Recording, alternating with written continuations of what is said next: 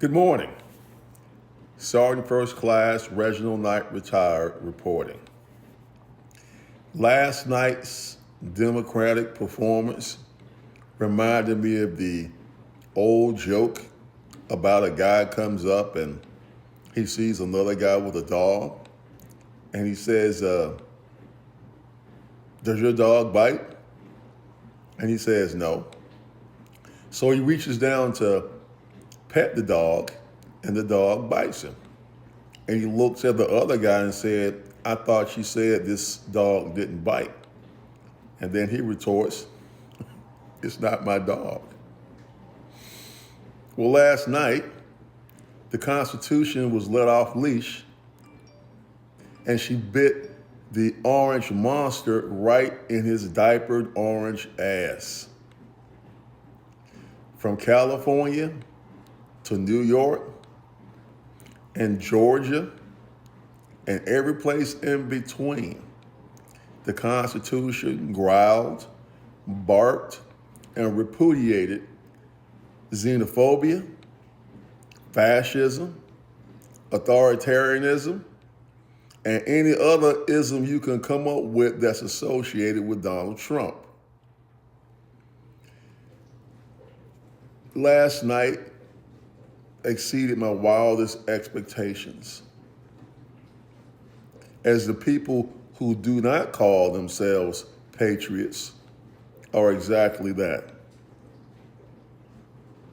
They flooded the voting booths in record numbers,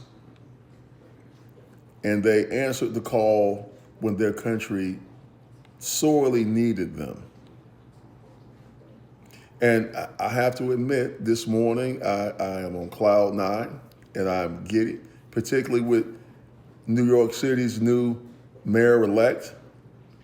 I'm expecting big things to come from that local administration and perhaps maybe national office one day. But right now, even though if you're a Democrat, if you're a progressive, you're feeling pretty good about yourself, we must not do what we have done previously and rest on our laurels. We got to snatch the brakes out of this thing now, and we've got to press the gas full speed ahead all the way up past the 2028 election. Because I don't want to bust anyone's bubble or deflate anyone, because I know this is really a day of elation and celebration. We still have a dangerous opponent that's sitting in the White House, wounded, damaged, and plotting all manner of things against the citizens of this United States. We must be ready to counter him on every turn.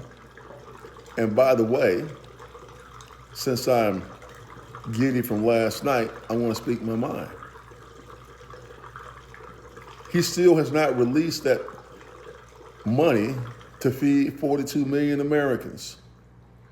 This is not the first time he's violated federal court orders and appellate court orders. So my question is, why the hell are we listening to him now?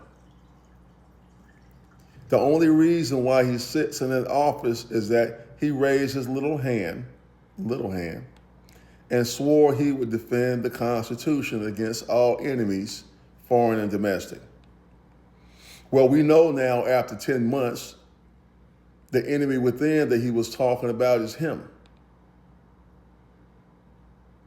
The threat to democracy is him. So, folks, it was a great night. I enjoyed seeing MAGA get toppled, but unfortunately, they're not dead yet.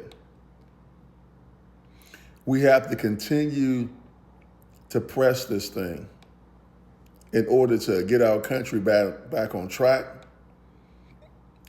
to regain control of both houses, the Congress and the Senate, and of course, the presidency.